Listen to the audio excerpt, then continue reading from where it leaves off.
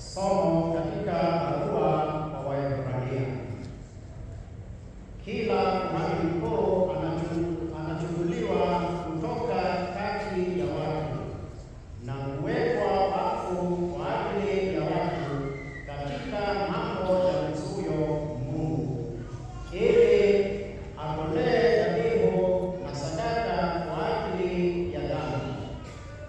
Anaweza kuwafahamu wenye kukosa maarifa na wenye kupotea, kwa sababu mwenyewe pia ameshikwa na uadilifu na udhaifu. Kwa hiyo hana budi kutolea sadaka kwa ajili ya dhambi za watu wengine na zake pia. Hakuna anayejitwalia cheo hiki isipokuwa yule aliyeitwa na Mungu, kama Aroni.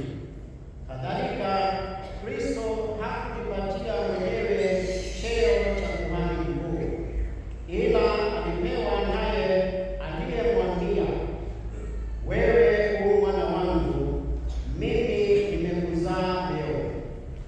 Kama anavyosema pia mahali pengine, wewe ndiwe kuhani milele kadiri ya mfano wa Melkisedeki.